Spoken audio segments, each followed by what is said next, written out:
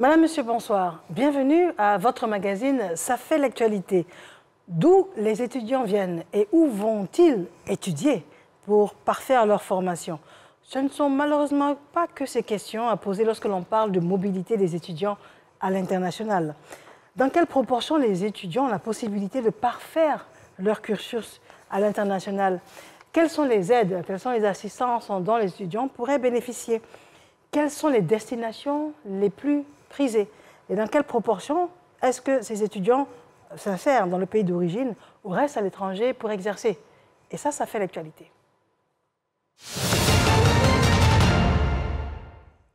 Siaka Kone, Godro Achille, Ibrahim Touré pour notre élément de reportage.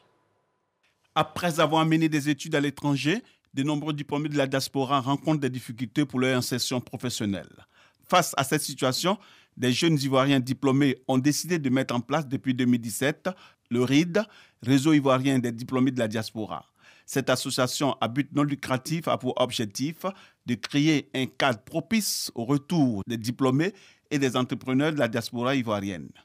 Aussi, à promouvoir les talents ivoiriens formés à l'extérieur et faciliter l'entrepreneuriat des jeunes sur le territoire national et international.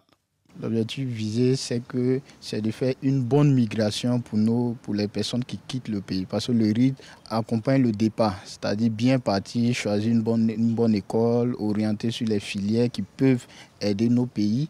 Et puis au niveau de l'insertion aussi, aider les diplômés à s'insérer dans le milieu professionnel ici au pays. Afin d'atteindre leurs objectifs, le Réseau ivoirien des diplômés de la diaspora a initié depuis quelques années les awards de la diaspora estudiantine ivoirienne. L'objectif principal des awards, c'est de valoriser nos talents.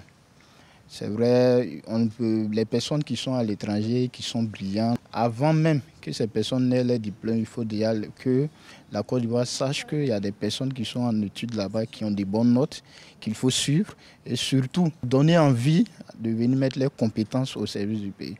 Rappelons que les awards Adestive 2023 sont prévus pour les 15 et 16 septembre prochains. Nous sommes de retour en studio, nous recevons nos différents invités. Monsieur Steve Essis est avec nous. Monsieur, bonsoir. Bonsoir. Vous êtes président exécutif du Réseau ivoirien des diplômés de la diaspora. Bien sûr. C'est cela. Monsieur Jules Madé est avec nous. Bonsoir à vous, monsieur. Bonsoir. Vous êtes responsable des projets internationaux RID, que l'on peut définir? Oui, le RID qui est le Réseau ivoirien des diplômés de la diaspora. Très bien. Alors, on comprend bien que ce sont des activités complémentaires pour l'essor donc du RID. C'est cela. Bien évidemment. La mobilité des étudiants ivoiriens, en particulier africains en général, à l'international, on va parler des défis et des opportunités. Alors déjà, qu'est-ce que l'on entend par mobilité des étudiants à l'international? Qu'est-ce que ça veut dire? Ok, par mobilité des étudiants à l'international, il faut dire, cela sous-entend que c'est un individu qui quitte son pays, un point de départ A, physiquement, pour aller dans un autre pays, pour suivre un parcours académique dans le but de pouvoir avoir un diplôme qui est accompagné des compétences pour plus tard aller se vendre sur le marché du travail. D'accord, donc ça veut dire qu'on parle exclusivement des... Quand on dit étudiant, c'est quelqu'un qui est régulièrement inscrit dans une université. Est-ce qu'on parle également d'écoles privées, par exemple? De quoi l'on parle quand on parle d'étudiants ou personne en âge d'étudier? Qu'est-ce que ça veut dire? Une personne en âge d'étudier, c'est quelqu'un qui s'inscrit dans un parcours, qui est inscrit dans une université, mais qui est inscrit dans une école privée, où ce dernier-là, il est à la recherche de pouvoir obtenir un diplôme, qui est un papier, qui est le résultat de l'ensemble d'un certain nombre d'années académiques qu'il a appris sur les bancs. Et au soir de son parcours académique, on lui remet ce diplôme-là qui peut être un brevet, qui peut être un document qui vient finaliser son parcours académique. D'accord.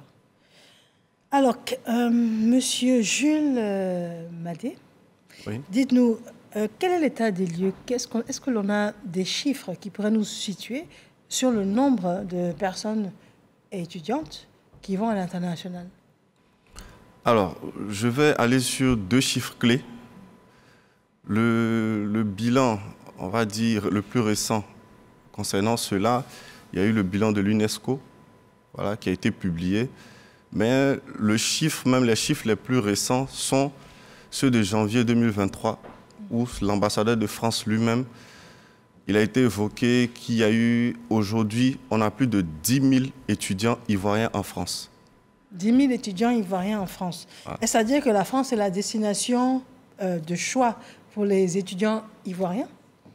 Aujourd'hui, oui. C'est l'une des destinations principales pour les étudiants ivoiriens, hors du continent. Il faut ajouter à cela qu'au niveau du continent même, on a le Maroc qui est, voilà, au niveau africain, un pays qui est très, très convoité par les Ivoiriens. Et lors de notre dernier recensement au niveau du RID même, quand j'étais encore au Maroc, parce que j'étais le coordinateur du RID Maroc avant de rentrer, on avait recensé en fin 2020, début 2021, plus de 5 000 étudiants ivoiriens au Maroc. Alors, je ne dirais pas que c'est une fuite de capitaux, c'est donc un complément de formation. Pourquoi? Est-ce à dire que les formations ne sont pas suffisamment étoffées en Côte d'Ivoire? Non, non, ce n'est pas ce que ça veut dire. Ça veut dire que c'est un rajout par rapport à ce qu'on a déjà reçu ici en termes de formation. Donc, le fait de pouvoir aller à l'extérieur, c'est de pouvoir rajouter par rapport à d'autres choses qu'on n'a pas au pays ici à l'instant. Donc, on va à l'extérieur pour pouvoir faire ce rajout. Et il faut noter aussi par rapport à ce que Jules Badé est en train de dire, qu'au niveau, la France est la première destination prisée par les étudiants ivoiriens. Il y a aussi les États-Unis, où chaque année, il y a 1300 étudiants qui vont régulièrement au niveau pour apprendre au niveau des États-Unis. Il y a aussi le Canada qui donne cette possibilité-là, qui reçoit chaque année plus de 1200 étudiants. Et comme Jules Badé le disait, au niveau du continent africain, nous avons aussi une mobilité au niveau de la diaspora estudiantine ivoirienne. Où à côté du Maroc, il y a aussi des étudiants ivoiriens qui vont se faire former au niveau du Sénégal. Il y a un contingent significatif au niveau du Sénégal. Et même aussi d'une passerelle de 100 à 250 au niveau de l'Afrique du Sud. Et d'autres qui vont se faire former au Ghana, même tout près ici, où ça fait au moins un pourcentage de 10%. D'accord, donc c'est essentiellement des formations qui n'existent pas en Côte d'Ivoire. C'est cela la raison principale des départs des étudiants, sont des formations qui n'existent pas en Côte d'Ivoire? Non, pas forcément. En réalité, le départ des étudiants vers l'international, les pays extérieurs, sont souvent axés sur, je vais dire, 2 volets. Il y a d'abord le poids du diplôme, qui est important. Voilà. Après, lors des recrutements, les entreprises internationales, même nationales qui sont ici, parfois, dans les appels d'offres, les diplômes sont assez significatifs. Donc, il y a ce volet-là qui incite beaucoup de jeunes et de parents aussi à envoyer leurs enfants à l'extérieur. Et au niveau de la formation, si moi je prends le cas pratique, quand j'étais au Maroc, c'est que la formation, bien qu'elle soit théorique, est accompagnée de façon continue par des stages, par des événements, par des meet-up en entreprise. Ce qui fait que lorsque l'étudiant termine sa formation en 5e année, il est déjà prêt pour le monde de l'emploi. D'accord, donc ça évite la période de stage. Effectivement. C'est cela? D'accord. Alors vous-même, vous n'êtes plus étudiant, à ce que je pense savoir. Vous êtes donc des étudiants ivoiriens qui ont donc eu l'opportunité d'aller étudier à l'étranger. Vous, c'était où et c'était pour faire quoi? Ok, moi j'ai eu 2 diplômes, le diplôme sud-africain et le diplôme belge. Et l'objectif était d'un premier temps de pouvoir aller pour emmagasiner de l'expérience, voir d'autres technologies qui n'existaient pas au pays. Aussi en profiter dans le but de pouvoir non seulement avoir un système de qualité renforcé et comme Jules Badé le disait, il y a le fait de pouvoir bénéficier, en plus de la théorie, de pouvoir bénéficier à un volet très pratique par rapport à cet apprentissage-là. Et aussi, ce qu'on peut noter, c'est qu'il y a un enjeu intéressant à aller à l'étranger pour aller se faire former. Parce que Premièrement, ça te permet d'avoir un CV qui est international. Et aussi, la majorité des diplômés de la diaspora, à 85%, sont des personnes lorsqu'ils reviennent, à part ceux qui vont... On va y revenir sur les bienfaits justement d'aller se former à l'étranger. Mais juste avant, je veux savoir, vous, quel a été votre cursus en 2-3 lignes? Bon, moi, j'ai été au lycée technique de Boaké. Donc, j'ai fait une formation déjà au lycée en génie civil. Donc, j'ai eu un bac génie civil, je suis sorti major et j'ai eu une bourse étatique. Donc, c'est comme ça que je me suis retrouvé au Maroc. Combien d'années? J'ai fait en tout 9 ans au Maroc. 9 ans. 5 ans de formation ingénieur génie civil, plus 4 ans d'activité professionnelle. Alors, activité professionnelle, vous ne cherchiez pas à rester sur place? Vous aviez besoin de revenir dans votre pays? Oui. Pourquoi? Bien sûr. En fait, après la formation, pour moi, ce n'était pas utile de rentrer directement alors que je suis formé au Maroc sans avoir exercé, sans avoir pris un peu de temps pour apprendre les techniques et les méthodes. Parce que le Maroc est un pays aujourd'hui en Afrique au niveau construction qui est très avancé. Et aujourd'hui, la Côte d'Ivoire est axée vers un développement au niveau urbain. Donc, il m'a fallu un certain temps pour déjà exercer pleinement la théorie qui a été apprise à l'école. Il faut bien la pratiquer et puis ensuite revenir au pays pour servir le pays et puis participer à la construction du pays. D'accord. Alors, on réalise que vous avez bénéficié d'une bourse d'État par rapport à la qualité et au niveau que vous aviez en tant qu'étudiant. Donc, voilà. Et vous, ce sont vos parents qui vous ont assisté pour y aller? Si. Alors, ça pose le problème réel de l'assistance donc des structures concernées en ce qui concerne le gouvernement. Ça pose également le problème du pouvoir d'achat des parents.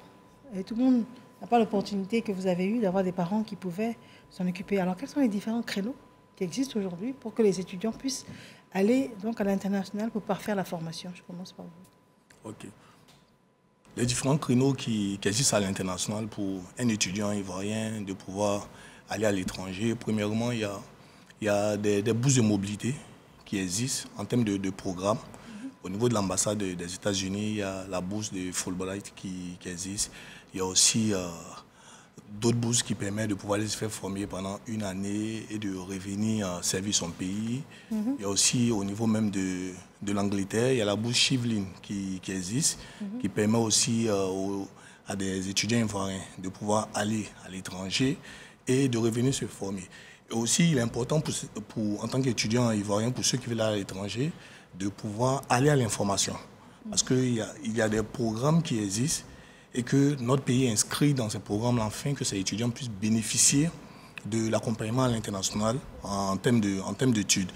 Par exemple, au niveau de l'Italie, l'Italie offre cette possibilité-là de pouvoir aller fréquenter en Italie sans pouvoir payer, avec toutes les mesures d'accompagnement qui vont avec.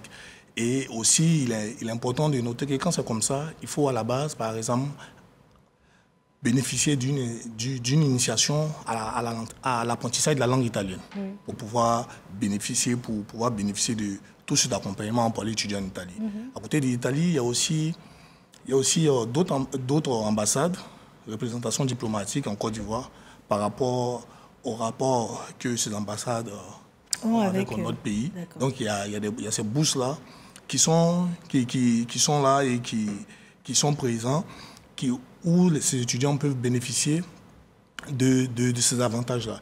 Il y a aussi, de l'autre côté aussi, il y a des bourses que même au niveau même de notre pays, il y a des bourses qui sont rattachées, par exemple, il y a des bourses qui sont des bourses, par exemple, de la présidence, où certains étudiants qui majorent ou bien qui excellent peuvent bénéficier pour aller étudier à l'étranger. Il y a aussi des programmes qui sont des programmes de certaines fondations qui vont sur la base d'un certain nombre de critères. Lorsque l'étudiant remplit ces critères-là, bénéficier. Oui, mais à vous écouter parler, on a l'impression que c'est facile. Vous avez cité beaucoup de programmes qui peuvent encadrer l'étudiant pour qu'il aille à l'étranger, des programmes nationaux, internationaux, des assistants, des aides, des coopérations. Mais au-delà de cela, est-ce que ce n'est pas un parcours du combattant? Dans quelle proportion est-ce que les étudiants, parce que chaque étudiant aimerait aller parfaire ses études à l'étranger, dans quelle proportion est-ce que les étudiants peuvent partir? Et puis, est-ce que ce n'est pas très lourd comme machine à mettre sur pied pour que ce soit possible? Non. Vous allez compléter, mais je vais lui donner la parole. Alors, concernant ce sujet, il faut dire que l'information, parfois, n'est pas toujours accessible. D'accord. On a aujourd'hui beaucoup de parents, beaucoup d'élèves qui n'ont pas l'information déjà que la bourse ou certaines bourses existent. Ça, c'est un premier blocage. Le deuxième point, quand parfois l'information même arrive à la bonne oreille, il faut les démarches et puis le courage qui va avec pour pouvoir faire toutes les démarches qui sont demandées. Parce que c'est des dossiers qu'il faut ouvrir soit au ministère, soit dans les ambassades. Il y a plusieurs documents qui sont demandés. Donc là aussi, c'est un deuxième blocage. Et en troisième position, c'est que même lorsque vous êtes sélectionné pour une bourse, généralement pour les bourses qui sont étatiques de Côte d'Ivoire, ce sont des valeurs qui sont connues à l'avance. Ce ne sont pas des bourses qui sont, on va dire, régulièrement mises à jour. Donc, ce qui fait que, depuis même le départ ici, il faut, en plus de la bourse, un accompagnement des parents. C'est assez compliqué de se dire que si on a la bourse facilement ou bien directement avec la bourse, on pourra faire le cursus. Ce n'est pas toujours évident. Donc, il faut se préparer à tout ça. Vous avez des propos complémentaires? Si, aussi, il faut noter qu'en plus de pouvoir recevoir une bourse, qu'elle soit étatique ou qu'elle soit financée par une agence de coopération ou même d'une ambassade, il faut que les parents aient un minimum. Il faut que les parents se préparent financièrement. Parce que même quand la bourse est étatique, le paiement au niveau de la bourse peut prendre du temps. Donc, le conseil que nous donnons au niveau de notre réseau, le réseau des diplômés de la diaspora, on demande vraiment aux parents, lors de nos journées que nous organisons dans les collectivités territoriales, nous demandons aux parents de pouvoir assister, malgré la bourse, l'enfant durant tout le parcours académique dans le pays. Parce que chaque pays a ses réalités. Chaque pays a ses réalités et les critères d'éligibilité à une bourse diffèrent notre bourse. Donc, c'est quelque chose de tellement complexe. Et vraiment, il est important pour les parents vraiment de pouvoir, dans le sens de responsabilité, prendre la chose à bras le corps pour accompagner. Alors, un petit exercice. Je vais vous demander de me trouver 5 aspects positifs pour l'étudiant qui part donc pour la mobilité, donc à l'international, et puis 5 problèmes, défis auxquels il pourrait être confronté. Donc, on va commencer par les mauvaises nouvelles. Quels sont les problèmes, les défis ou les blocages pour un étudiant qui part étudier à l'étranger? Bon, pour en citer, le premier problème qu'on pourrait dire, d'abord, c'est la communication, c'est la langue. Ça, c'est le premier problème. Il y a des pays, par exemple, comme l'Angleterre ou les États-Unis, c'est l'anglais qui est parlé. Voilà. Des étudiants ou bien des élèves, ils le savent à l'avance. Mais on a aussi des pays, par exemple, comme la Russie, où on parle russe. Comme le Maroc. Il devrait s'en douter en allant en Russie. Oui, mais l'apprentissage même prend du temps. Une formation en Russie, il y a déjà au moins 1 année à 2 années pour la langue qu'il faut valider avant de commencer même sa formation professionnelle. Donc la langue, c'est vraiment un point qui est bloquant. Ensuite? Un deuxième point qu'on ne cite pas toujours, il y a le logement, qui est quelque chose de très délicat. Parce qu'il faut dire que quand l'enfant, l'élève ou l'étudiant quitte la Côte d'Ivoire, généralement, on est dans un cas où il n'a jamais quitté ses parents. Donc non seulement il quitte la famille, et également il quitte le pays. Donc il arrive dans un autre environnement. Donc pour se loger, il faut des gens qui sont déjà sur place pour pouvoir aider à l'orientation. Voilà. Tous les pays on a la barrière de la langue. On a également le logement. Le logement. Qui peut être délicat ensuite. Ensuite, on a le brassage culturel. À l'intégration. Oui. Pas facile. Ça, c'est délicat.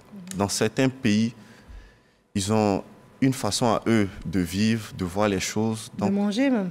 Oui. On ne peut pas remplir ses valises à checker pour combien de temps? Voilà. Donc, il y a tout ça qui rentre en ça en fait 3, il vous en reste 2 à nous trouver? Oui. Alors, l'un des points aussi compliqués, c'est la température. La température, d'accord. Ça paraît évident, mais pour quelqu'un qui n'a jamais quitté la Côte d'Ivoire, qui va aller en France ou bien, je dirais, au Canada, qui va se retrouver avec des pics de moins 25, moins 30 degrés, c'est délicat. Vous en reste un dernier? Alors, un dernier point, je dirais, il faut beaucoup faire attention aux fréquentations. Oui. On lit beaucoup de drames. Voilà. Qui se passe, des personnes qui disparaissent, qui rentrent dans les mauvais réseaux. Et tout. Exactement. D'accord. Aujourd'hui, on a plein de jeunes qui vont à l'extérieur, qui ne finissent même pas leur parcours à cause de mauvaises fréquentations. D'accord. C'est important ce que vous venez de dire. Donc, ça nous fait 5 aspects qui pousseraient les parents à réfléchir et à prendre les mesures qu'il faut pour limiter les désagréments liés à ces aspects-là. On va terminer sur une note positive parce que nous sommes quasiment à la fin. Dites-nous rapidement 5 avantages. 5 avantages pour les études à l'international. À l'international. Premièrement, il y a le carnet d'adresse. Le fait d'étudier à l'étranger te permet d'avoir un carnet d'adresse fourni. Parce que même dans ta classe, tu vas en compétition avec d'autres nationalités. Très bien. Donc ça permet d'avoir un carnet d'adresse fourni. Secondo, le fait d'étudier aussi à l'étranger permet d'avoir un esprit d'ouverture. Culture générale. Parce que tu rencontres d'autres cultures qui sont différentes de ta culture. Et ça va développer en toi les soft skills. Ça va développer en toi un certain leadership. Parce que soit... On va devoir aller un peu plus vite parce que j'aimerais qu'on puisse parler justement des événements que vous avez organisés il y a quelques jours. Donc, rapidement, on a cité 2 points. Troisième point. Et le troisième point, comme avantage, c'est le fait de pouvoir s'ouvrir à l'international pour le marché de l'emploi. Parce que lorsque tu as un diplôme à l'international, tu peux travailler partout. Que ce soit dans l'environnement soit anglophone ou francophone ou même lusophone, tu peux travailler partout. Et aussi, le fait de pouvoir aller à l'étranger, ça te permet de pouvoir